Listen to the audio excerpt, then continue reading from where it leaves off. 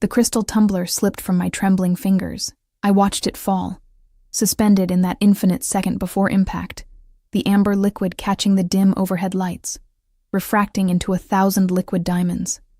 Then came the crash, sharp, unforgiving. The sound sliced through the low hum of conversation in the upscale lounge, and every head turned toward the bar, toward me. Heat flooded my cheeks as I dropped to my knees, my worn sneakers squeaking against the polished marble floor. "I'm so sorry," I whispered, though no one was listening. My hands shook as I gathered the jagged pieces, each shard a reminder of how desperately I didn't belong here. "Careful, sweetie." Marcus, the head bartender, crouched beside me with a dustpan. His cologne, something expensive and woody, made my nose itch. "Third one this week. Mr. Castellano's going to notice." My stomach dropped. Mr. Castellano owned the Velvet Rose, this exclusive members-only establishment where crystal cost more than my monthly rent, where I was the newest, clumsiest hire, struggling through my probation period while my daughter's medical bills piled higher each day. "Please don't tell him," I begged, my voice barely audible. "I need this job." Marcus sighed, his expression softening. "Just try to keep it together, okay? These people—" He gestured vaguely toward the leather booths and velvet chairs where Chicago's elite lounged. "They don't notice the help unless we give them a reason to. Invisible." That's what I was. What I needed to stay. I nodded, disposing of the glass and returning to my station behind the mahogany bar. The wood felt cool beneath my palms as I steadied myself, inhaling slowly. Vanilla from the candles, expensive perfume, the faint bitterness of top-shelf liquor. I let the scents ground me, pulling my focus back to the rhythm of pouring, mixing, serving. The Friday night crowd filtered in gradually. Men in tailored suits that probably cost more than my car, women draped in silk and diamonds. They spoke in hushed tones about stocks, acquisitions, political favors. I moved among them like a ghost, refilling glasses, removing empty plates, existing only in the periphery of their gilded world. "Vodka martini extra dry," a woman with ice-blonde hair demanded without looking at me. "Right away, ma'am." My hands worked automatically now, measuring, shaking, straining. The routine calmed me. Pour, shake, serve, smile, repeat. Each task a small victory, bringing me closer to the end of my shift, closer to the paycheck that would cover Lily's next round of medications. I was reaching for the vermouth when the atmosphere shifted. It wasn't loud. Nothing about it was loud, but suddenly the air felt heavier, charged with something I couldn't name. Conversations didn't stop, but they muted, changed quality, like everyone had simultaneously remembered to watch their words. The entrance doors opened with a whisper of hydraulics. I glanced up instinctively, then froze. 3 men entered. No, 2 men flanked a third, and it was him my eyes couldn't leave. He moved with the kind of stillness that suggested coiled violence, every step deliberate, mid-30s perhaps. Dark hair swept back from a face too beautiful to be real, sharp jawline, prominent cheekbones, lips that would have looked soft if not for the hardness in his eyes. Those eyes. Even from across the room, I felt their weight, dark, calculating, missing nothing. His suit was black, perfectly tailored to broad shoulders that tapered to a trim waist. No tie, the top 2 buttons of his white shirt undone, revealing the hollow of his throat. A thin platinum chain glinted there, catching the light. But it wasn't his appearance that made my breath catch. It was the way everyone else reacted to him. Mr. Castellano himself emerged from his office, moving faster than I'd ever seen the elderly man move. The conversations that had merely muted before stopped altogether. Men straightened in their seats. Women adjusted their posture, their expressions shifting from relaxed to carefully neutral. Fear. That's what I was sensing. Respect tinged with unmistakable fear. "Mr. Moretti." "Mr." Castellano's voice carried across the lounge, warm but strained. "We weren't expecting you tonight. Your usual table is not necessary." The younger man's voice was low, smooth like aged whiskey with a dangerous burn underneath. He spoke softly, yet somehow I heard every word. "I'm meeting someone." The corner booth. His eyes swept the room as he moved, and I ducked my head quickly, focusing intently on polishing an already clean glass, my heart hammered against my ribs. I didn't know who he was, but every instinct I possessed screamed danger. The two men who'd entered with him positioned themselves strategically, one near the entrance, one near the hallway to the restrooms. Neither sat. Both wore earpieces, and the kind of alertness that never quite blinked. Security. Or bodyguards. Who needed bodyguards in a place like this? "Elena!" Marcus appeared at my elbow, making me jump. "VIP service for booth 7. Don't mess this up. Who is—" "Don't ask questions. Just bring him whatever he wants. Smile, and for God's sake don't drop anything." My palms were already sweating as I approached booth 7, carrying a leather-bound menu that probably cost more than my weekly groceries. The corner booth was the most secluded in the lounge, surrounded by frosted glass panels that offered privacy while still allowing a view of the entrance. Strategic. Everything about this man seemed strategic. He sat with his back to the wall, one arm draped casually along the booth's edge, but his fingers drummed a slow rhythm against the leather. A platinum watch caught the light, understated, but I recognized the brand. Patek Philippe. 6 figures, minimum. I stopped at a respectful distance. "Good evening, sir. Can I get you something to drink while you wait?" He didn't look at me immediately. His gaze remained fixed on the entrance, tracking something, or someone. When he finally turned those dark eyes my way, the intensity nearly made me step back. "Macallan 25. Neat. 2 glasses." His voice wrapped around me like smoke. Soft, but impossible to ignore. "Right away, sir." I turned to leave, but his voice stopped me. "What's your name?" I glanced back, surprised. In 3 weeks of working here, not one patron had asked my name. "Elena, sir." He studied me for a moment longer than comfortable, his expression unreadable. Then he nodded once, a dismissal. My legs felt unsteady as I returned to the bar. Marcus had already pulled the Macallan, a bottle I'd been explicitly told never to touch without permission, reserved only for the most elite clientele. "Who is he?" I whispered, as Marcus poured the amber liquid into 2 crystal tumblers. "Dante Moretti." Marcus's voice dropped even lower. "Don't stare at him. Don't ask him questions. Don't do anything except exactly what he tells you. But, Elena," Marcus gripped my wrist gently but firmly. "That man owns half of Chicago's underground.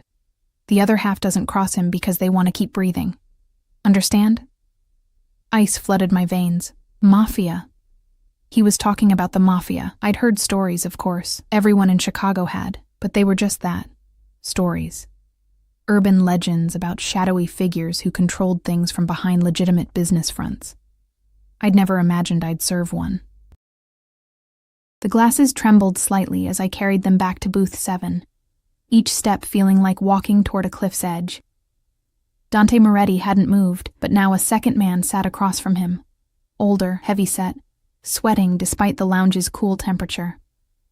"Wasn't my fault," the older man was saying, his voice pitched with desperation. "I was told the shipment would arrive. Excuses bore me, Vincent." Dante's tone remained soft, almost gentle. Somehow that made it more terrifying. "You had one task. You failed. Please, I have a family. So did the men who died because your incompetence allowed that warehouse to be raided." I set the glasses down as quietly as possible, my hands somehow steady despite the terror coursing through me. "Don't look. Don't listen. Don't exist." "Will there be anything else, sir?" My voice came out surprisingly normal. Dante glanced at me, and for just a second, something flickered in those dark eyes.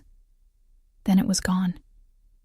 "No, leave us." I practically fled back to the bar, my pulse racing. Marcus shot me a knowing look but said nothing. I busied myself with unnecessary tasks, trying to ignore the sick feeling in my stomach. What kind of place was this? What had I stumbled into? My phone buzzed in my pocket, probably the hospital calling about Lily again. My baby girl, only 6 years old, fighting leukemia with more courage than I could ever muster. Every treatment cost thousands we didn't have. Every day I feared the call that would tell me the insurance had run out, that there were no more options. That's why I was here. Why I endured the fear, the exhaustion, the constant reminder that I didn't belong. Because invisible Elena Martinez could disappear into this gilded world and emerge with enough money to save her daughter. The older man, Vincent, left booth 7:20 minutes later, his face ashen, his gait unsteady. Dante remained, sipping his whiskey with the patience of a predator who knew his prey had nowhere to run. Then his phone rang. Even from across the room, I saw him tense. He answered, listened, then spoke 2 words. "Handle it." He stood abruptly, his bodyguards moving instantly to flank him. But as he strode toward the exit, his eyes swept the lounge one final time and landed directly on me. Our gazes locked for perhaps 3 seconds. 3 seconds that felt like 3 hours. His expression revealed nothing, but I felt examined, catalogued, seen in a way that made me want to hide. Then he was gone, taking that oppressive presence with him. The lounge seemed to exhale collectively. "See?" Marcus said beside me, startling me again. "Invisible. That's how you survive around men like that." But as I cleaned booth 7 later, carefully collecting the 2 glasses, one still full, one empty, I couldn't shake the feeling that Dante Moretti had seen me, really seen me, and somehow, that felt more dangerous than anything else tonight. I was wiping down the table when I found it. A platinum money clip tucked into the booth's leather seating. My breath caught. The clip alone was probably worth thousands, but the bills inside. I counted quickly, my hands shaking. $10,000. My first instinct was to call Marcus, to turn it in, to do the right thing. But then I thought of Lily's pale face in that hospital bed, the bills I couldn't pay, the treatments we couldn't afford. This money could save her, could buy me time.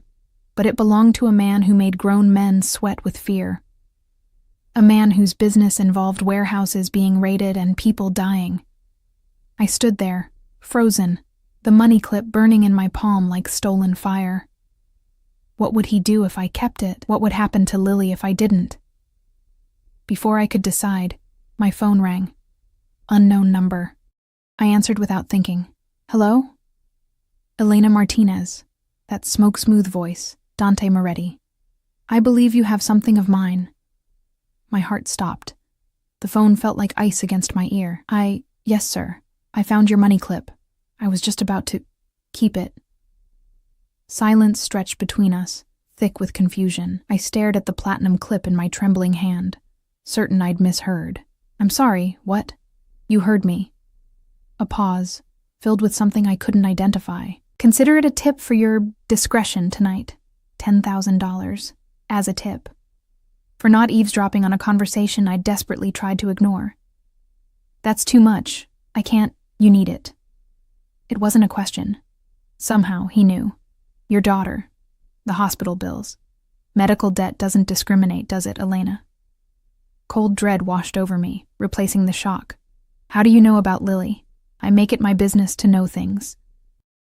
His voice remained soft, almost kind, which made the invasion feel worse. "St. Catherine's Children's Hospital. Stage 3 acute lymphoblastic leukemia. Insurance maxed out 3 months ago. You're drowning in debt, working 2 jobs, barely sleeping." My legs gave out. I sank onto the booth's leather seat. The phone pressed so hard against my ear it hurt. "You investigated me?" "I investigate everyone who works in establishments I frequent." Matter of fact, as if researching struggling single mothers was perfectly reasonable. "You're clean. No criminal record. No debts beyond medical. You keep your head down, work hard, love your daughter. Admirable." Tears burned behind my eyes, but I blinked them back. "Why are you telling me this?" "Because that money isn't charity, Elena. It's insurance." "Insurance for what?" "For your silence. For your continued discretion. For understanding that what you see and hear in the Velvet Rose stays there." A breath, deliberate. "Can you do that? Could I? Should I?" Everything about this felt wrong. The money, the knowledge he had about my life, the implication that I was somehow complicit in whatever darkness he represented.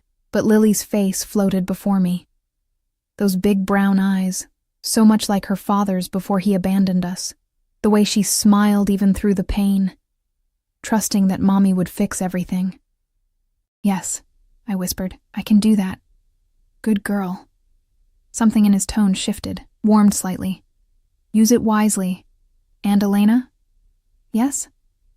"If you ever need anything at all, you have my number now." The line went dead. I sat there for 10 minutes, clutching the money clip, trying to understand what had just happened. A Mafia boss had given me $10,000. Had investigated my entire life, had offered... What? Protection? Help? Or had I just sold my soul without realizing it? Marcus found me eventually, his expression concerned. "You okay? You look like you've seen a ghost." "I'm fine." I stood quickly, pocketing the money clip. "Just tired. Go home. Get some rest. You've earned it. Home." My tiny apartment in Pilsen, where the radiator clanged all night and the neighbor's dog never stopped barking. Where Lily's room held more medical equipment than toys, and the walls were covered in her crayon drawings of butterflies and flowers. Symbols of hope I clung to desperately. The drive took 40 minutes through Chicago's midnight streets. I parked my ancient Honda in the building's crumbling lot and climbed 3 flights of stairs, each step heavy with exhaustion and confusion. Mrs. Chen, my elderly neighbor who watched Lily during my shifts, dozed in the armchair. She woke when I entered, smiling through her fatigue. "How was work, dear?" "Fine." "How was she?" "Sleeping now. Had a good day, ate all her dinner, did some coloring." Mrs. Chen gathered her knitting needles and stood slowly. "She asked for you, though. Always asks for you." Guilt twisted in my chest. "Thank you for staying. I don't know what I'd do without you." "Nonsense. That child is a joy." She patted my arm. "You're doing your best, Elena. That's all any mother can do." After she left, I locked the door and moved quietly to Lily's room. The nightlight cast soft shadows across her sleeping face. So small, so fragile, her dark hair spread across the pillow like silk. The IV stand beside her bed gleamed dully, a constant reminder of her battle. I knelt beside her, pressing a kiss to her forehead. She stirred slightly, murmuring something about butterflies before settling back into sleep. "I'll keep you safe," I whispered. "Whatever it takes. Even if it means accepting money from dangerous men." 3 days passed without incident. I deposited the money, explaining to the skeptical bank teller that it was a large tip from a generous patron, and immediately paid off Lily's most urgent medical bills. The relief was physical, a weight lifted from my shoulders that had been crushing me for months. But the memory of Dante Moretti's voice lingered, smooth, certain, knowing far too much about my life. I returned to the Velvet Rose for my Thursday shift, half expecting him to appear. He didn't. The lounge operated as usual, wealthy patrons, expensive drinks, my invisible presence behind the bar. Marcus seemed relieved that I hadn't quit. "You're doing better," he observed Friday evening as I prepared a complicated cocktail without spilling anything. "More confident." Because I'd slept. Really slept. For the first time in months, knowing Lily's immediate care was covered. Because the panic that had been my constant companion had eased, just slightly. Because I'd made a deal with the devil, and so far, he hadn't collected. Saturday night arrived with unexpected winter rain. The lounge was quieter than usual, the weather keeping even Chicago's elite at home. I worked the early shift, grateful for the slower pace. I was restocking the top-shelf vodka when I heard it. That shift in atmosphere, the subtle change that made my skin prickle with awareness. I turned slowly, already knowing what I'd see. Dante Moretti stood just inside the entrance, water droplets glistening in his dark hair. He wore charcoal gray tonight. Suit, shirt, even his tie was a shade darker. The effect made him look like a storm given human form. His eyes found mine immediately. My heart stuttered. He moved toward the bar. Not his usual corner booth, but directly to where I stood. The 2 bodyguards who'd accompanied him positioned themselves at strategic points, their presence both obvious and intimidating. "Elena." My name sounded different in his voice, intimate somehow, despite the public setting. Vodka martini, dry. Not his usual Macallan, not his usual booth. My hands shook slightly as I prepared the drink, hyper-aware of his gaze tracking my every movement. Pour, shake, strain. The routine should have calmed me, but proximity to him made everything feel charged, dangerous. I set the glass before him, proud that it didn't rattle. "Will there be anything else, sir?" "Dante." He lifted the glass, studying the clear liquid. "When we're alone, you call me Dante." We weren't alone. Marcus was 10 feet away, 2 other bartenders worked the far end, and at least 20 patrons occupied the lounge. But somehow, it felt like only the 2 of us existed. "I shouldn't." "You used the money well," not a question. A statement. "Your daughter's immediate treatments are covered. You slept properly for the first time in 4 months." How did he know I'd slept? Had he been watching? The thought should have terrified me. Instead, a strange warmth bloomed in my chest. Someone had noticed my exhaustion, my struggle, my relief. "Thank you," I managed.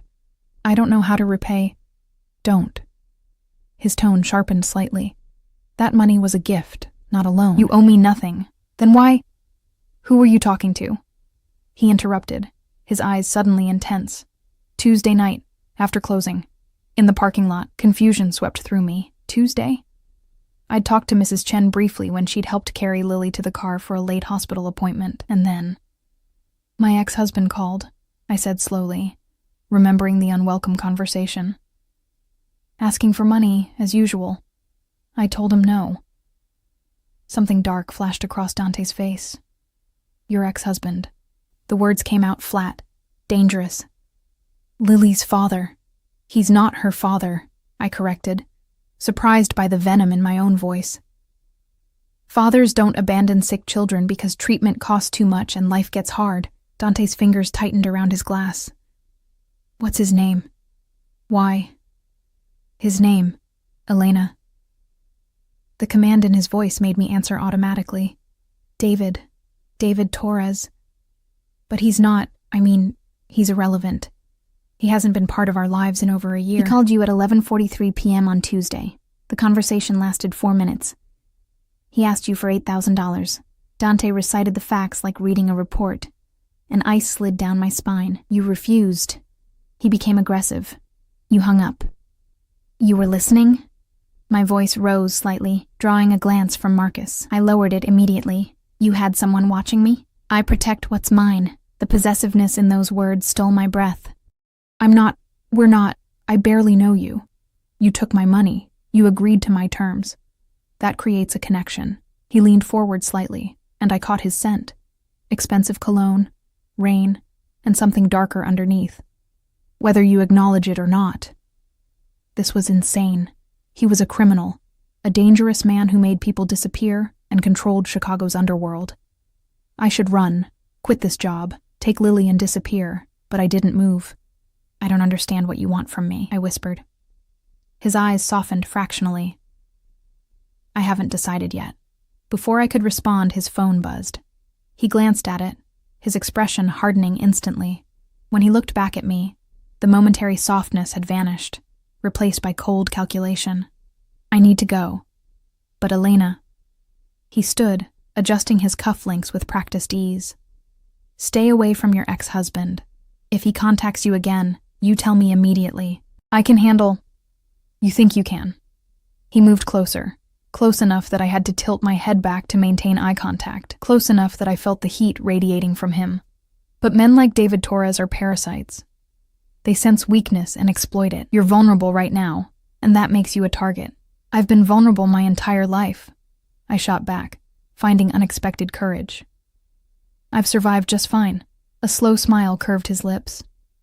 The first genuine smile I'd seen from him. It transformed his face from coldly beautiful to devastatingly handsome. "You have spirit. I like that." Then he was gone, his bodyguards falling into formation around him as they exited into the rain. I stood there, gripping the bar's edge, trying to process what had just happened. Marcus appeared at my elbow. "What did he say to you?" "Nothing important." The lie tasted bitter. "Elena." Marcus's voice dropped to barely audible. "Be careful. Dante Moretti doesn't talk to people, especially not service staff, unless he has a reason. And his reasons are never simple. I nodded mutely, but my mind was already elsewhere. Dante had been watching me, had someone monitoring my calls, my movements, had inserted himself into my life with the casual arrogance of someone accustomed to owning things. Should I be terrified? I was. But beneath the terror lurked something else. Something warm and dangerous and utterly foolish. For the first time in years, someone powerful was looking at me, really looking at me, and seeing more than just invisible Elena, the struggling single mother, the girl who'd never be good enough. Dante Moretti saw me, and God help me, part of me wanted to be seen. My shift ended at midnight. The rain had intensified, turning the streets into rivers of reflected neon. I ran to my car, already soaked by the time I reached it. The engine sputtered twice before catching. I made a mental note to schedule maintenance I couldn't afford, then pulled out of the lot. I was halfway home when I noticed the headlights behind me. Black SUV. Expensive. Following at a consistent distance through every turn. My heart rate spiked. Was it Dante's people? Or someone else? I drove faster, taking a random turn. The SUV followed. Another turn. Still there. Panic clawed at my throat. I grabbed my phone with shaking hands, pulling up the unknown number from 3 days ago. It rang once before he answered. "Someone's following me," I gasped. "I know." Dante's voice was calm, utterly unruffled. "That's my driver. He's making sure you get home safely." Relief and anger warred within me. "You can't just—" "I can and I will. You're under my protection now, Elena. Accept it. This is crazy. This is how I keep what's mine safe." A pause. "Drive home. Marcus will follow you inside, check your apartment, then leave. This is not negotiable." The line went dead. I glanced in the rearview mirror. The SUV maintained its distance, neither threatening nor yielding. Protection or possession. I wasn't sure there was a difference anymore. The SUV followed me all the way to my building, idling at the curb as I parked. A man emerged. Not one of the bodyguards from the lounge, but someone new. Tall, broad-shouldered, with a scar cutting through his left eyebrow. He wore dark jeans and a leather jacket, looking more like a bouncer than a chauffeur. "Marcus?" He introduced himself gruffly, though his eyes were kind. "Mr. Moretti asked me to make sure everything's secure. That's not necessary. Ma'am, with respect, I have my orders." He gestured toward the building's entrance. "After you." What choice did I have? I led him upstairs, each step feeling surreal. A week ago, I was invisible. Now I had a Mafia boss's driver escorting me home like I was someone important, someone worth protecting. Mrs. Chen opened her door as we reached my floor, her eyes widening at the sight of Marcus. I gave her what I hoped was a reassuring smile. Just a friend making sure I got home safe. The rain, you know. She nodded slowly, clearly unconvinced, but retreated into her apartment. Inside, Lily still slept peacefully, her small chest rising and falling with each breath. Marcus moved through the apartment efficiently, checking windows, the fire escape, even inside closets. His professionalism made the whole situation feel both more legitimate and more absurd. "All clear," he announced quietly, careful not to wake Lily. "I'll be outside for a few hours. If you need anything, call this number." He handed me a card with a single phone number printed on it. "Don't hesitate." Why is he doing this? The question escaped before I could stop it. Marcus paused at the door, his expression unreadable. "Mr. Moretti doesn't explain himself to anyone, ma'am. But if he's protecting you, there's a reason. Best not to question it." After he left, I locked the door and leaned against it, my legs suddenly weak. Through the window, I could see the SUV parked below, a silent sentinel in the rain-soaked night. Sleep came fitfully, haunted by dark eyes and dangerous promises. Sunday morning arrived with pale sunshine filtering through my threadbare curtains. Lily woke early, her energy surprisingly good, a rare gift I treasured. We spent the morning on the couch, her curled against my side as we watched her favorite cartoons. "Mama?" She looked up at me with those impossibly large eyes. "Are we going to be okay?" My heart clenched. 6 years old, and she already carried the weight of our situation. "Of course, baby. Why would you ask that?" "Mrs. Chen said you've been working a lot. that you're tired. She twisted a strand of my hair around her finger. A nervous habit. I don't want you to be sad anymore.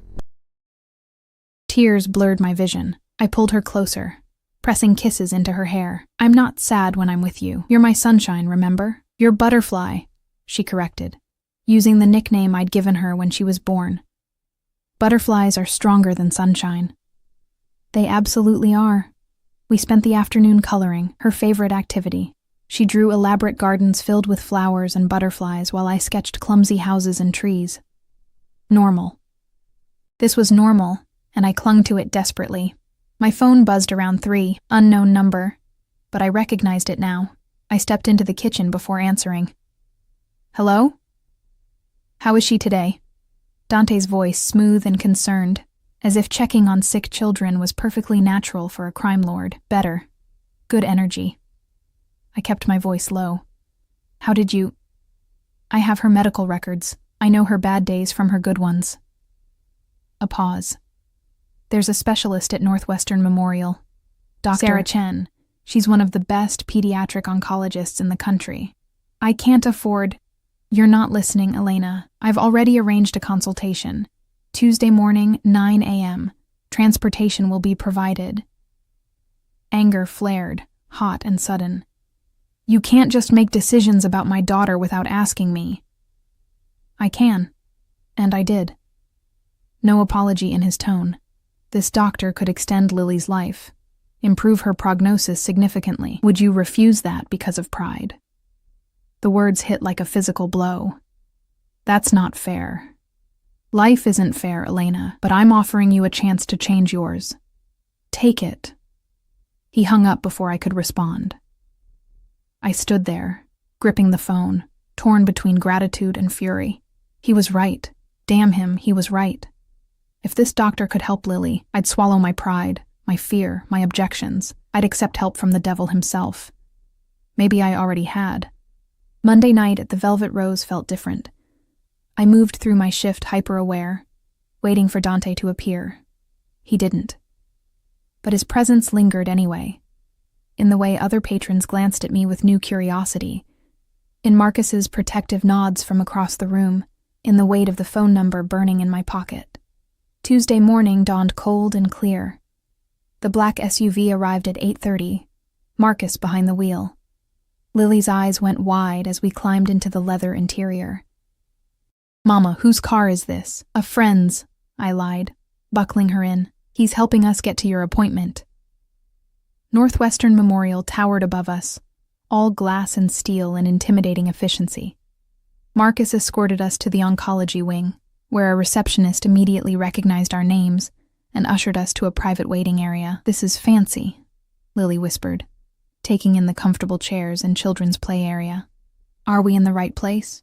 Before I could answer, a woman in her late 40s entered, Asian, elegant, with kind eyes behind wire-rimmed glasses. Elena, I'm Dr. Chen, and you must be Lily. She shook my daughter's hand solemnly, treating her like a person rather than a patient. I liked her immediately. The examination was thorough, gentle, and hopeful.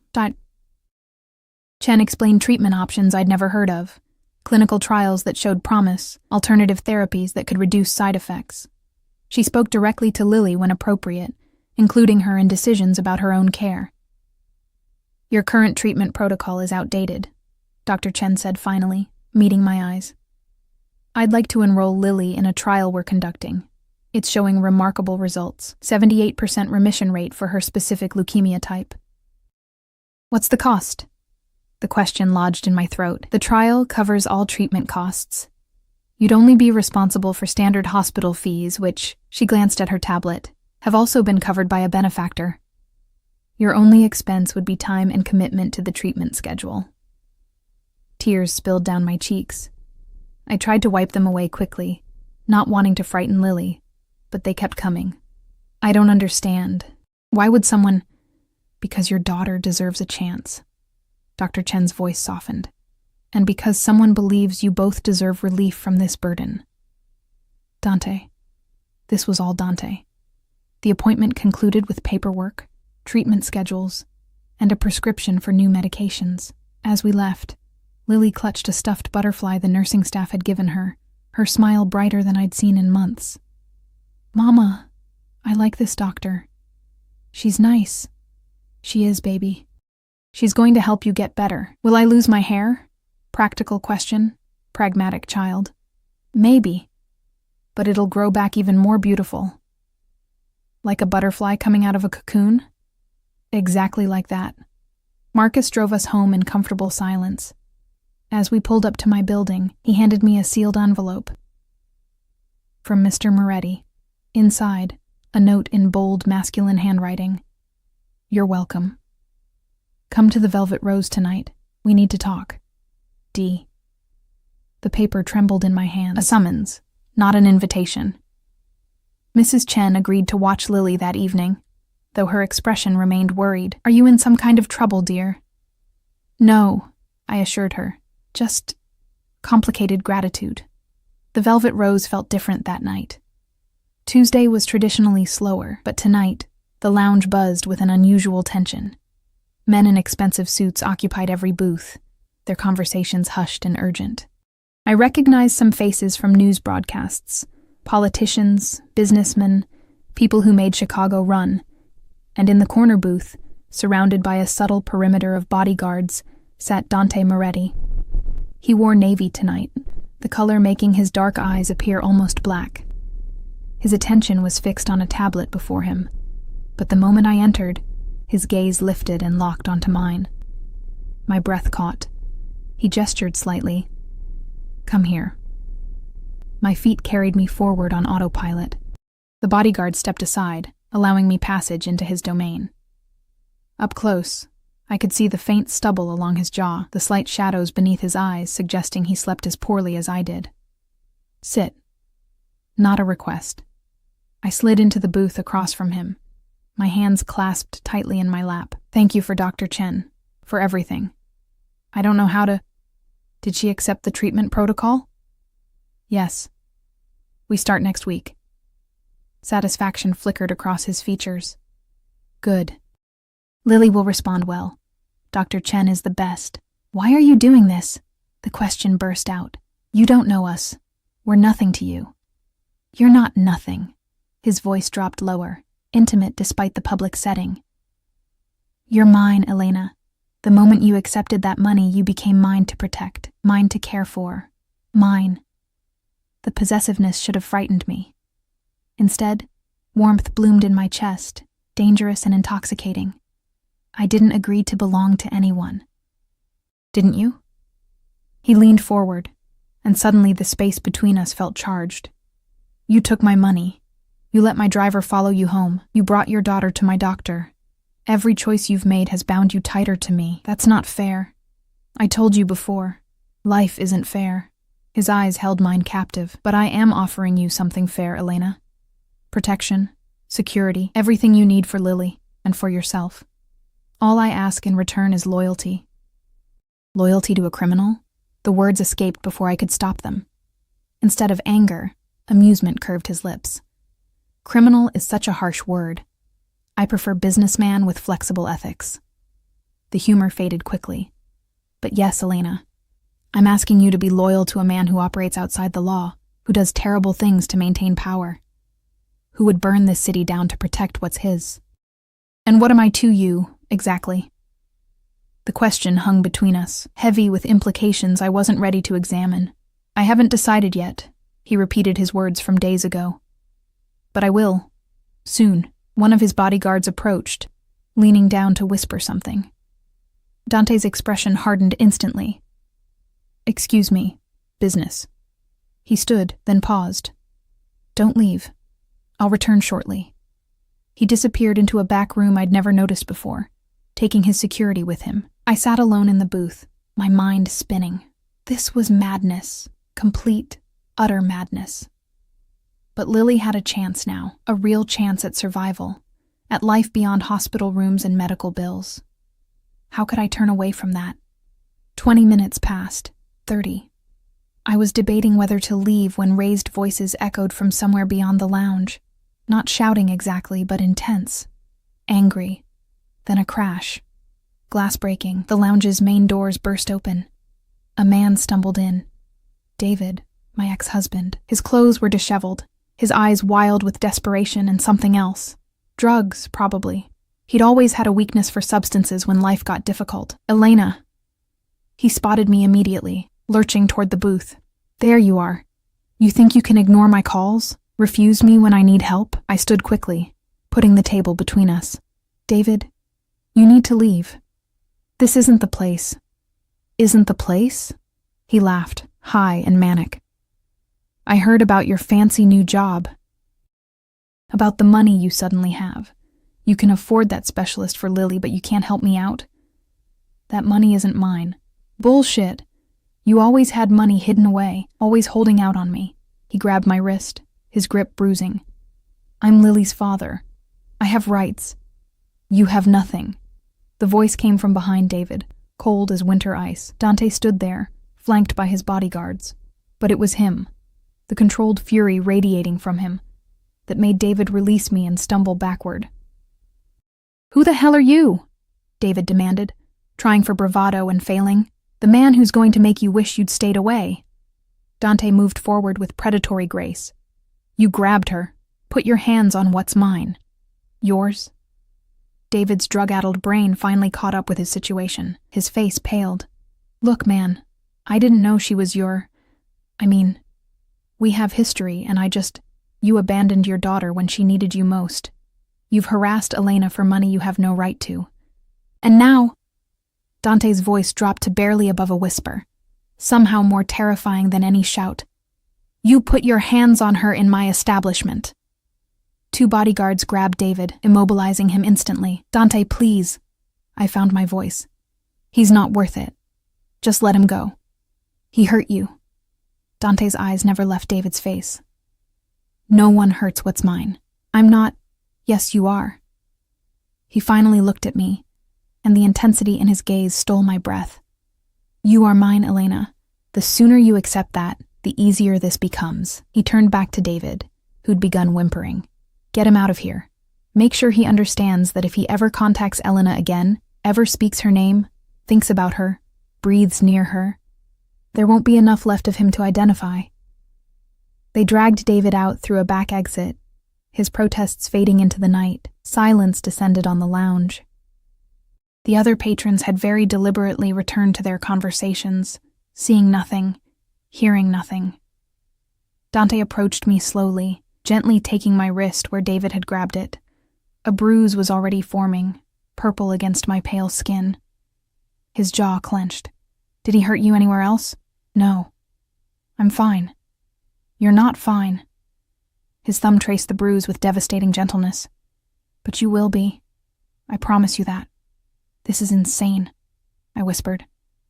All of this. You can't just claim people. I can claim you. His eyes met mine, dark and certain. Because you don't want to be invisible anymore, do you, Elena? You want someone to see you, to protect you, to make sure you and Lily never struggle again. He was right. God help me, he was absolutely right. I'm terrified of you, I admitted. Good. He smiled slightly. Fear will keep you careful, but Elena... He lifted my chin with gentle fingers, forcing me to maintain eye contact. I will never hurt you. Never. You and Lily are under my protection now, and that means something. It means everything. What do you want from me? Everything. Simple, honest, devastating. Your trust, your loyalty, your presence. I want you to stop fighting this connection between us and accept that you're mine now. I barely know you. Then let's fix that. He released me, gesturing to the booth. Sit. Talk to me. Tell me about Lily, about your dreams, about who Elena Martinez is beyond the struggling mother and invisible bartender. And despite every logical thought screaming at me to run, I sat. Because Dante Moretti saw me, and I was tired of being invisible. We talked until the lounge closed. Not about his business. He deflected those questions with practiced ease. Instead, he asked about Lily. About her favorite colors, purple and yellow, her obsession with butterflies. She'd made me promise to take her to a butterfly conservatory when she got better. Her surprising vocabulary. She read constantly, devouring books faster than I could borrow them from the library. She sounds remarkable, Dante said, genuine warmth in his voice, like her mother. Heat crept up my neck. I'm not remarkable. I'm just trying to survive. Survival takes remarkable strength. He poured more water into my glass. I'd refused alcohol, needing my wits sharp around him. Tell me about before Lily got sick. So I did. I told him about community college classes I'd abandoned when David left, about dreams of becoming a teacher that felt impossibly distant now, about my mother, who died when I was 19, leaving me alone in a city that didn't care about girls like me, about the art I used to create, charcoal drawings mostly, sketches of Chicago's architecture and hidden corners. You gave up a lot, he observed. I didn't give up anything. I chose Lily. Every time I choose her. What if you didn't have to choose? He leaned back, studying me with that intense focus that made me feel simultaneously exposed and cherished. What if you could have both? Lily's health and your dreams. That's not how life works, not for people like me. It is now. He pulled out his phone, typed something quickly. I'm enrolling you in courses at DePaul. Spring semester starts in January, part-time, flexible schedule, education degree, since that's what you wanted. My mouth fell open. You can't just... I can. I did. He silenced my protest with a raised hand. Your tuition is paid. Your books are covered. You'll attend classes while Lily's in treatment, and Mrs. Chen will continue watching her when needed, at triple her current rate. Dante, this is not negotiable, Elena. His voice gentled. You've spent years sacrificing everything for your daughter. Let me give you something back. Tears threatened again. I blinked them away furiously. Why? Why would you do all this for someone you barely know? He was quiet for a long moment, his fingers drumming that slow rhythm against the table. When he spoke, his voice carried a weight I hadn't heard before. When I was 7, my mother got sick. Cancer. Like Lily. My father. He was nothing then. Just a low-level enforcer trying to climb the ranks. We had no money, no insurance, no options. I held my breath, sensing something important. She died 6 months later, painful, slow, undignified. And I watched my father break from it. He became ruthless, driven by the promise he'd made to her dying body, that no one in our family would ever suffer like that again, that he'd build an empire that could protect us from life's cruelties. Dante's eyes met mine. He succeeded, built something powerful from nothing. But my mother was already gone. Understanding dawned. Lily reminds you of... No. He cut me off sharply. Lily reminds me of every child who deserves a chance my mother never got. And you, his voice softened. You remind me that not everyone who struggles is weak, that sometimes the strongest people are the ones barely holding on. The vulnerability in his admission stole my breath. This dangerous man, this criminal who made others tremble, had just exposed something raw and precious. I don't know what to say, I whispered. Say you'll accept my help. Say you'll stop fighting me at every turn. He reached across the table, his hand palm up, an invitation rather than a demand. Say you'll let me take care of you, Elena. I stared at his hand, strong, scarred across the knuckles, capable of both violence and tenderness. Every rational part of my brain screamed warnings, but my heart, that traitorous organ, yearned toward him like a flower-seeking sun. Slowly, I placed my hand in his.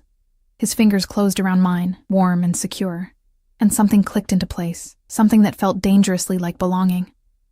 There, he murmured. Was that so difficult? Terrifying, I admitted. Absolutely terrifying. His smile was genuine, transforming his features. Good. That means you're smart. He stood, pulling me gently to my feet. Come. I'll drive you home. You don't have to. I want to. The drive through Chicago's sleeping streets felt surreal. Dante drove himself, a sleek black Mercedes with interior that smelled of leather and his cologne. Classical music played softly through the speakers, something mournful and beautiful. Chopin, he said, noticing my attention. Nocturnes. My mother used to play them. She was a pianist.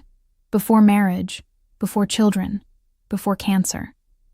She was going to perform professionally. Sadness tinged his voice, another dream sacrificed. We pulled up to my building far too quickly. Dante killed the engine but made no move to leave. Instead, he turned to me, his expression serious. David won't bother you again. I've made certain of that. What did you do to him? Part of me didn't want to know. Part of me desperately needed to. Nothing permanent. Yet. His tone hardened. But he understands now that you're protected. That touching you means death. The casual way he mentioned death should have horrified me. Instead, a twisted sense of safety washed over me. No one had ever protected me before. Not like this. I should go. Mrs. Chen will worry. Elena. He caught my hand as I reached for the door. One more thing. I turned back, finding his face inches from mine. My breath hitched. I meant what I said. You're mine now. That means no other men, no dates, no flirtations, nothing. Possessiveness burned in his eyes. Understand? We're not. You haven't. I stumbled over the words. What exactly are we? I don't know yet. Honesty, brutal and raw. But I know I want you. I know I think about you constantly. I know seeing that bruise on your wrist made me want to tear your ex-husband apart with my bare hands. He lifted our joined hands, pressing his lips to my bruised wrist with devastating gentleness. So until I figure out exactly what this is, you're mine. Exclusively. That's not fair. You can't claim exclusivity without... Can't I? A challenge in his voice. Tell me you don't feel this.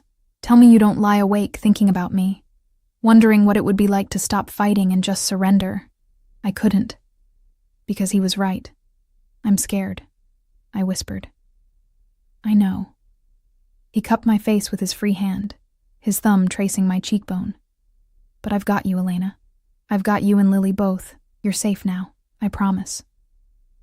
Then he leaned in and kissed me, soft at first, gentle, giving me space to pull away. But I didn't. Instead, I melted into him, my hand fisting in his shirt, pulling him closer. The kiss deepened, turned hungry, desperate, like we were both drowning and each other was air. When we finally broke apart, both breathing hard, he rested his forehead against mine. Go inside before I do something we're not ready for, he murmured. I nodded mutely, climbing out of the car on shaking legs. At my building's entrance, I turned back. He'd rolled down his window, watching me with an intensity that made my knees weak. Good night, Dante. Good night, Elena. Sleep well, knowing you're protected. I watched him drive away before heading upstairs, my fingers pressed to my lips, still feeling the ghost of his kiss. Mrs. Chen took one look at my face and smiled knowingly. Complicated gratitude indeed. The next 2 weeks passed in a blur of new normalcy. Lily started her treatment protocol at Northwestern, responding better than anyone dared hope. The clinical trial drugs made her tired, but didn't trigger the violent nausea her previous treatments had. She even gained a little weight, color returning to her pale cheeks. Dr. Chen was cautiously optimistic. Her numbers are improving. If this continues, we might see remission by spring. Spring. The word felt like prayer, like promise. I enrolled in classes at DePaul. Introduction to Education Theory, Child Psychology, Mathematics for elementary teachers. The campus felt foreign at first, surrounded by students who'd never had to choose between textbooks and groceries. But gradually, I found my rhythm.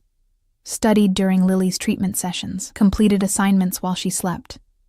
Mrs. Chen, thrilled by her increased pay, practically glowed with pride over her expanded role in our lives. And Dante wove himself into the fabric of my existence with quiet persistence. He didn't visit the Velvet Rose often, but when he did, his eyes found mine immediately. Sometimes he'd sit at the bar, watching me work with possessive satisfaction. Other times he'd summon me to his booth, asking about Lily's progress, my classes, my day. He sent flowers to the apartment, never roses, always wildflowers that reminded me of freedom rather than romance. He arranged for my car to be serviced, replacing parts I didn't know were broken. He had groceries delivered weekly, always with Lily's favorite snacks included. Small things. Constant things. Things that said, I'm here. I'm watching. You're mine. We didn't kiss again, though the tension between us built with every interaction. He'd touch my hand, my wrist, the small of my back when guiding me through doorways. Each touch burned, leaving me aching for more, but he maintained distance, as if waiting for something. I didn't realize what until Thursday night, 3 weeks after David's confrontation. I was leaving the Velvet Rose after closing when Marcus approached, his expression apologetic. Mr. Moretti requests your presence. There's a situation. Dread pooled in my stomach. What kind of situation? He'll explain.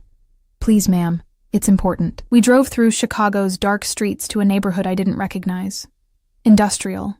Abandoned. The kind of place people disappeared into. The Mercedes pulled up to a warehouse.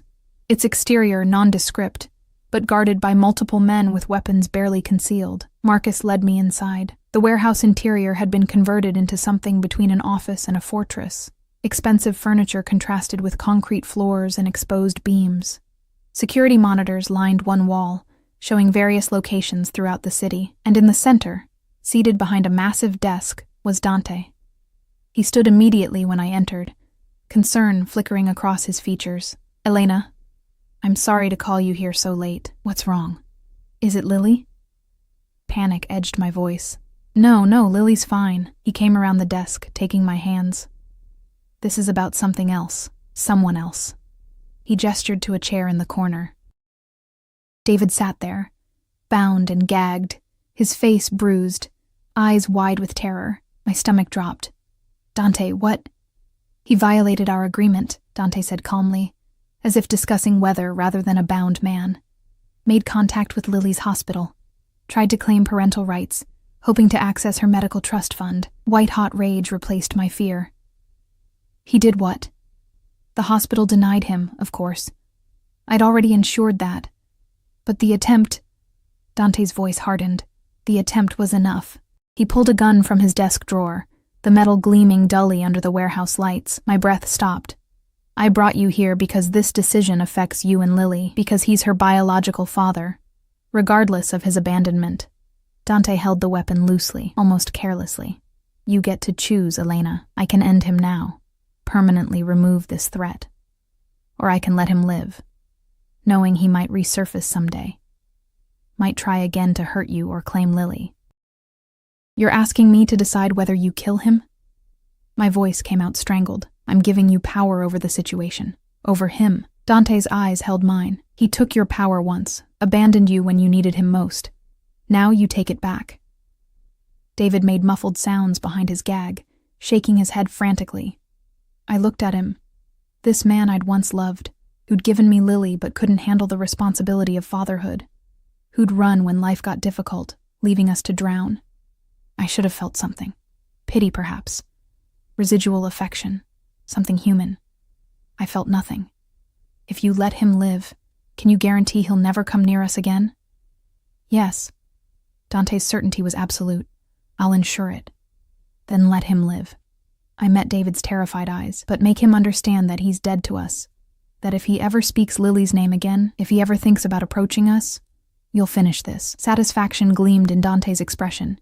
He turned to his men. You heard her. Take him to the border. Make sure he comprehends the consequences of return. They dragged David away, his muffled protests fading. I stood there shaking, unable to process what I'd just participated in. Dante set the gun down, approaching me carefully. Are you all right? I essentially threatened a man's life. You protected your daughter. There's a difference. He pulled me against him, his arms encircling me with unexpected gentleness. You did well, Elena. You're stronger than you realize. I buried my face in his chest, breathing in his scent, letting his solidity anchor me. Is this my life now? Making decisions about who lives or dies? No. This was an exception, a singular moment. He tilted my chin up, forcing me to meet his eyes. But it was important that you understood. I will do anything to protect you and Lily. Anything. And I wanted you to have agency in that protection. You're insane. Probably. a slight smile. But I'm your insanity now.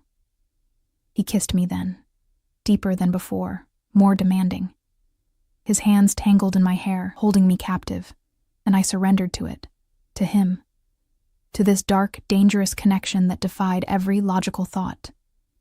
When we broke apart, his eyes had darkened with desire. Come home with me tonight. It wasn't a question, but it wasn't quite a command either, a request from a man who wasn't used to requesting anything. I can't. Lily is with Mrs. Chen, who I've already compensated for the night. Your daughter is safe, cared for, and completely unaware of any of this. His thumb traced my lower lip. Come home with me, Elena. Let me show you what it means to be mine. Every rational thought screamed at me to refuse, to maintain boundaries, to protect myself, but I was tired of being rational. Tired of boundaries. Tired of protecting myself from the one person who actually wanted to protect me. Okay, I whispered. His smile was victorious, possessive, and devastatingly beautiful. Then let's go home. Dante's home wasn't what I expected. I'd imagined something ostentatious, a mansion dripping with excess, all marble and gold leaf. Instead, Marcus drove us to a modern high-rise in River North, its glass exterior reflecting the city lights like captured stars. The penthouse occupied the entire top floor. The elevator opened directly into the living space. Floor-to-ceiling windows showcasing Chicago's glittering skyline. Minimalist furniture in blacks and grays. Art that looked museum quality on the walls. It's beautiful, I breathed, moving toward the windows. Lake Michigan stretched beyond, dark water meeting darker sky. It's private. Dante came up behind me, his hands settling on my waist. Secure. No one reaches this floor without my permission. A gilded cage, beautiful and isolated. The thought should have frightened me. Instead, I leaned back into his warmth, letting myself feel safe for the first time in years. Tell me something, I said quietly. Something real. Not the dangerous crime lord, not the generous benefactor, just Dante. His breath stirred my hair. For a long moment he was silent. Then, I'm afraid. I turned in his arms, surprised.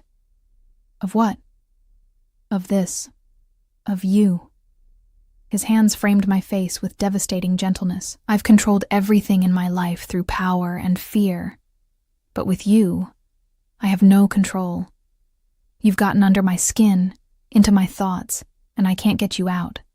Don't want to get you out. That terrifies you? Completely. A wry smile. Caring about someone is dangerous in my world. It creates vulnerabilities.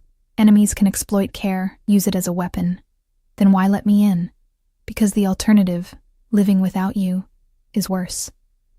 He pulled me closer, until no space existed between us. I've been alone a long time, Elena. Built walls so high nothing could touch me. Then you appeared behind that bar, invisible and struggling, and something in me recognized something in you. What did you recognize? Survival. Strength. The refusal to break no matter how much weight life piles on. His lips brushed my forehead. You're remarkable. And you don't even know it. I rose on my toes, pressing my lips to his. The kiss started gentle, but quickly turned hungry, desperate, as if we'd both been starving and finally found sustenance. His hands moved over me, my back, my waist, tangling in my hair. Possessive but reverent. Elena. He murmured against my mouth. If we do this, there's no going back. You're mine completely. Say yes. Yes. The word escaped without hesitation. Yes, Dante. I'm yours. Something fierce and triumphant flashed in his eyes. Then he was lifting me, carrying me through the penthouse to a bedroom that overlooked the city. He laid me on the bed with unexpected gentleness, his body covering mine. I'll take care of you, he promised between kisses. You and Lily both. Always.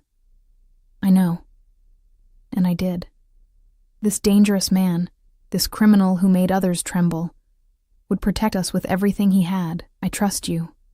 The admission seemed to undo him. He kissed me deeper, his hands learning every curve, every sensitive place, until I was gasping his name like prayer. We came together like a storm meeting the shore. Inevitable, powerful, transformative. He was gentle despite his strength, attentive to every response, every sound I made. When I shattered beneath him, he followed, my name on his lips like benediction. Afterwards, we lay tangled together, his fingers tracing lazy patterns on my skin.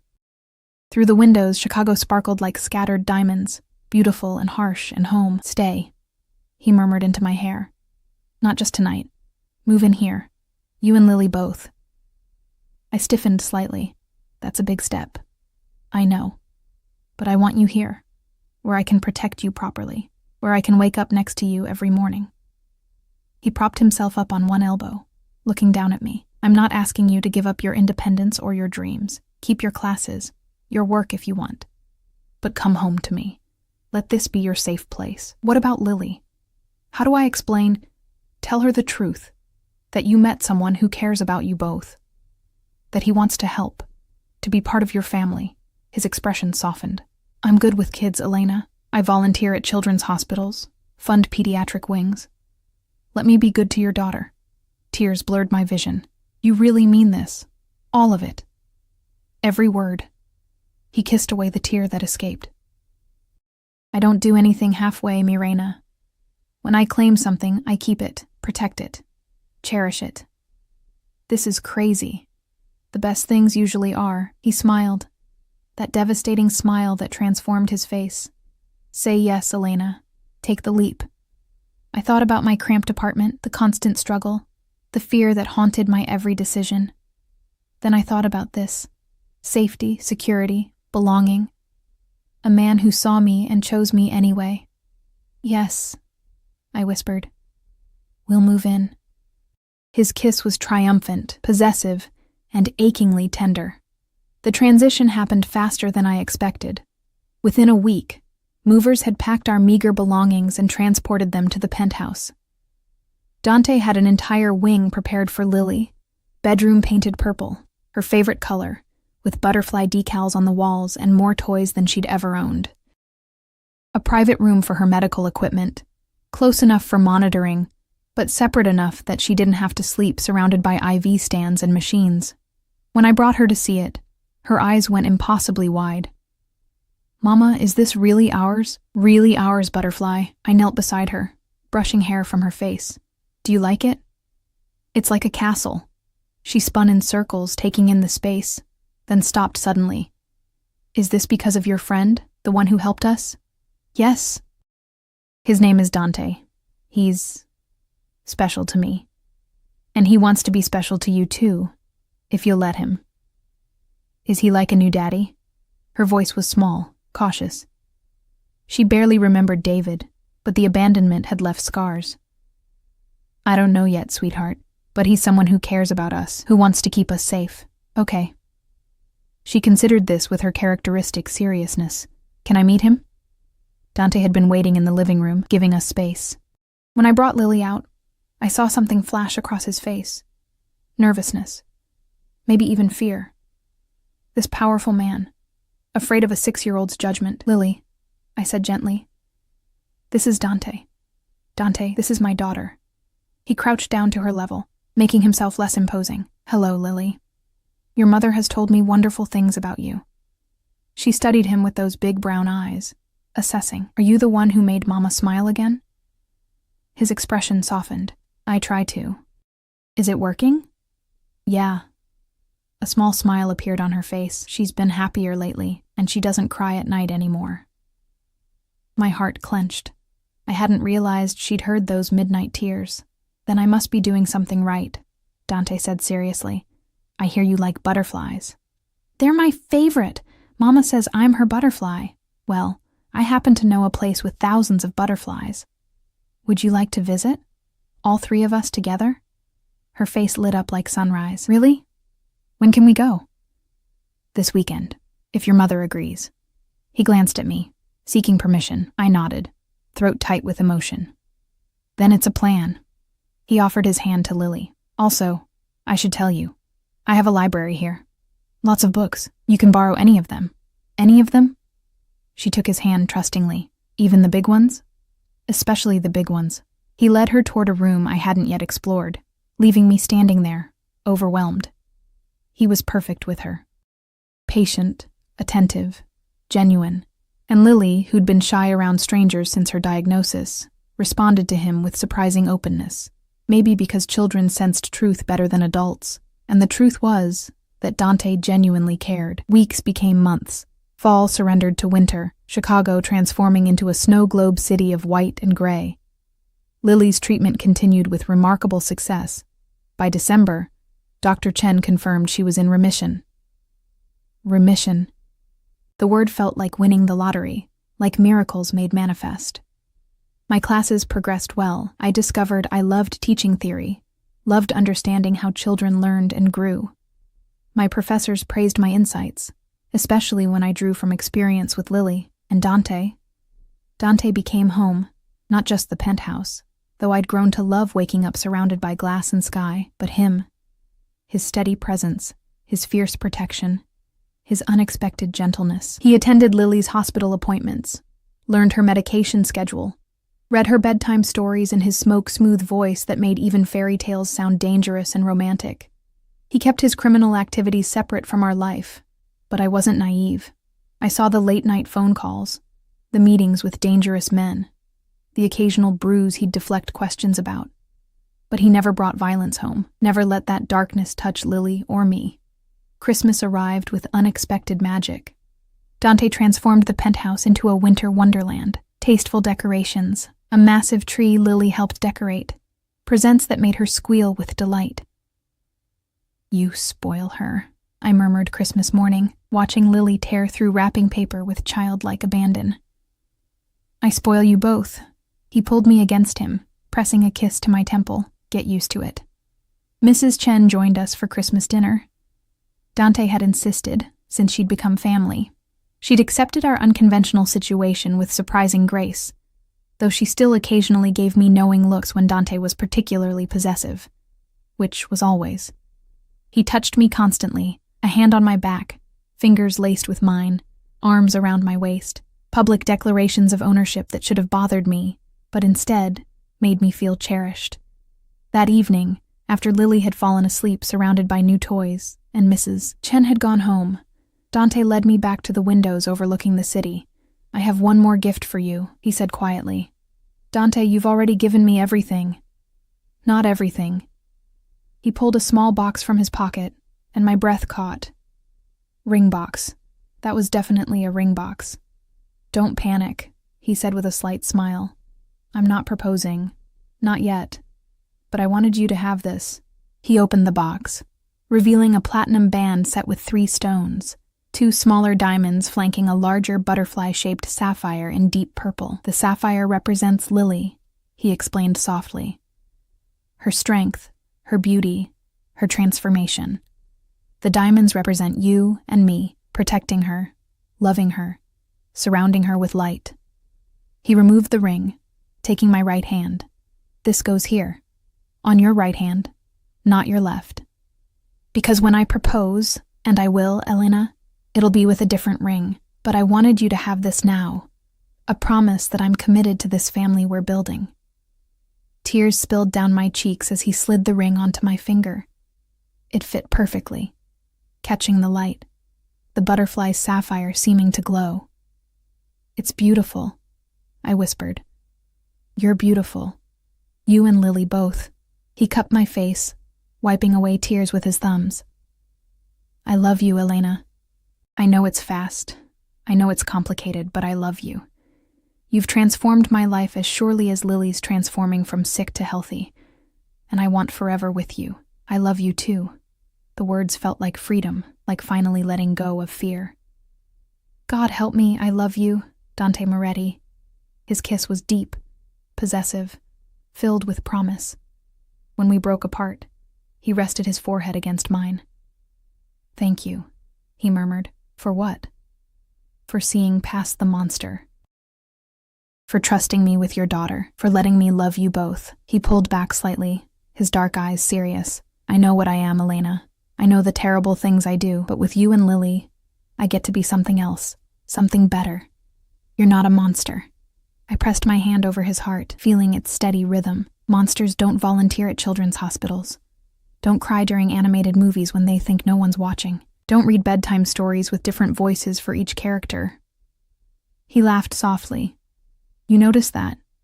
I notice everything about you, I smiled. Just like you notice everything about me. True. He sobered slightly. There's something else I need to tell you.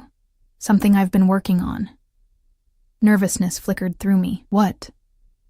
I'm transitioning out of certain activities, divesting from the more violent aspects of my business. He held my gaze steadily. It'll take time. You don't just walk away from my world. But I'm building legitimate operations, investing in real estate and technology, creating something clean that won't put you or Lily in danger. Shock rendered me speechless.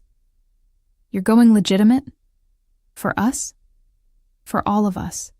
Because I want to grow old with you, Elena. I want to walk Lily down the aisle someday. I want grandchildren who know me as a businessman, not a criminal. His voice roughened with emotion. I want a future that doesn't end in prison or violence, and you've made me want to be worthy of that future. You're already worthy. I pulled him down for another kiss, pouring everything I felt into it. Love, gratitude, hope. When we finally separated, both breathing hard, he smiled. Come to bed, mi reina. Let me show you exactly how much I love you. What about Lily? Is sleeping peacefully in her purple butterfly castle, with the monitor on so we'll hear if she needs anything. He lifted me effortlessly, carrying me toward the bedroom. And Mrs. Chen is on speed dial. Stop worrying and let me worship you properly. I laughed, the sound free and genuine. When did I become someone who gets worshipped? The moment I saw you behind that bar. He laid me on the bed, his body covering mine. You just took a while to notice. We made love slowly, tenderly, like we had all the time in the world, because we did. Dante had given me that. Time, security, the freedom to breathe without constant fear. Afterwards, wrapped in his arms with the city glittering beyond our windows, I felt something I hadn't experienced in years. Peace. Spring arrived with unexpected warmth, Chicago shaking off winter's grip. The butterfly conservatory visit Dante had promised became a monthly tradition. Lily never tired of walking among the flowers, while butterflies landed on her shoulders, her hands, her hair. Look, Mama, she called during our March visit, a monarch perched on her finger. He likes me. Of course he does, Dante said, crouching beside her. Butterflies recognize their own kind, beautiful, strong, transforming. She giggled, then carefully transferred the butterfly to Dante's hand. Now you have one too, he smiled. That genuine smile he reserved only for Lily and me. So I do. Thank you, butterfly. Watching them together, I felt my heart swell almost painfully. This was family, real, chosen, built on love rather than biology. That evening, after Lily had fallen asleep, Dante led me to the living room where a canvas waited on an easel, covered with cloth. I have something for you, he said, suddenly nervous. Another gift? Dante, just look. He removed the cloth. My breath caught. It was a painting, professional, gorgeous, depicting the three of us at the butterfly conservatory. Dante and I stood on either side of Lily, all of us laughing as butterflies swirled around us. But the artist had captured something deeper. The way Dante's hand rested protectively on Lily's shoulder. The way I leaned slightly into him. The way we formed a complete unit. I commissioned it from that artist you admire, he explained. Based on photographs from our visits, I wanted to capture this. Us. Together. Happy. Something permanent. Tears blurred the image. It's perfect. We're perfect. He pulled me against him. You, me, Lily. This family we've built. It's everything I never knew I needed. I never thought I'd have this, I admitted. After David left, after Lily got sick, I thought happiness was something other people got. Not me. You deserve happiness, Elena. You deserve everything. He tilted my chin up, his eyes serious. Which brings me to something important. Before I could ask what, he was dropping to one knee. My heart stopped. I know I said I'd wait, he began, pulling a different box from his pocket. But I've learned that waiting is overrated. Life's too short, too uncertain. And I know, absolutely know, that I want to spend every remaining day of mine with you. He opened the box, revealing a stunning ring platinum band with a perfect round diamond, flanked by smaller purple sapphires. Elena Martinez, will you marry me? Let me be your husband, Lily's father in every way that matters, and give you the forever you deserve? Yes. The word came out choked with tears. Yes, Dante. Absolutely yes. He slid the ring onto my left hand, where it belonged, and stood, lifting me into his arms and spinning me around. When he set me down, his kiss was deep, claiming, "Perfect, I love you," he murmured against my lips. "My queen, my heart, my everything." I held up my hand. "I love you too," watching both rings catch the light, the promise ring on my right, the engagement ring on my left. "Though you really do spoil me." "Get used to it. You're marrying a man who shows love through excess." He grinned. "Speaking of which, I should probably ask Lily's permission. She should have a say in this." We told her the next morning over breakfast. She looked between us, processing, then launched herself at Dante with surprising force. "Does this mean you'll really be my daddy?" she asked, her face pressed into his chest. "If you'll have me." His voice was rough with emotion. "I know I can't replace your biological father." "You already did." She pulled back, her expression serious beyond her years. "He left. You stayed. You take care of Mama and me. That makes you my real dad." Dante's eyes glistened with unshed tears. "Then yes, Butterfly. I'm your dad now, forever."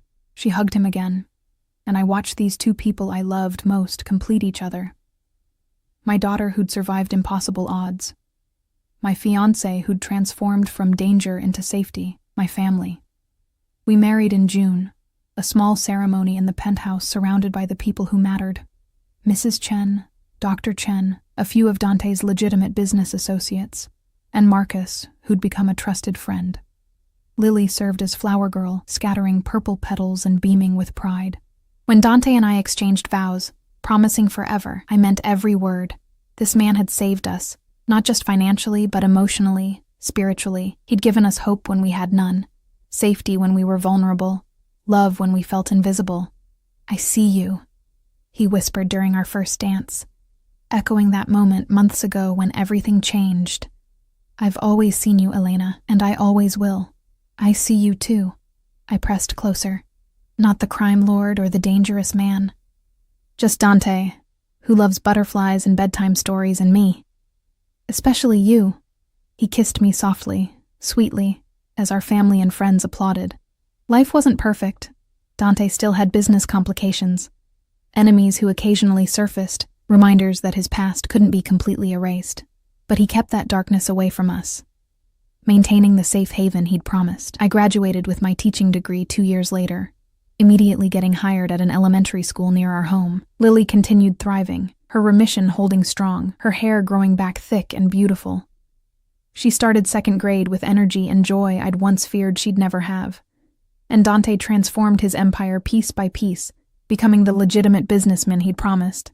It took 5 years of careful maneuvering, but eventually, his name appeared in business journals for philanthropy and real estate ventures, rather than whispered criminal allegations. We had 2 more children, a son named Antonio and a daughter named Sophia, giving Lily the siblings she'd always wanted. Our family grew, expanded, filled the penthouse with laughter and chaos and love. Sometimes, late at night when everyone slept, I'd stand at those floor-to-ceiling windows and remember the girl I'd been, invisible Elena, struggling behind the bar, certain she'd never deserve more than survival. But I wasn't that girl anymore. I was Elena Moretti, wife, mother, teacher, beloved, seen, cherished, safe. And when Dante would find me at the windows, wrapping his arms around me from behind, I'd lean into him and feel nothing but gratitude for the chance encounter that changed everything, for the dangerous man who became my sanctuary, for the life we'd built from impossible circumstances. "What are you thinking?" He'd murmur into my hair. "That I love you, that I'd choose you again, every single time." "Good." His arms would tighten. "Because you're stuck with me, Mirena." Forever. Forever sounded perfect. And as I turned in his arms to kiss him, Chicago glittering beyond our windows like captured stars, I knew one absolute truth. I was no longer invisible. I was home.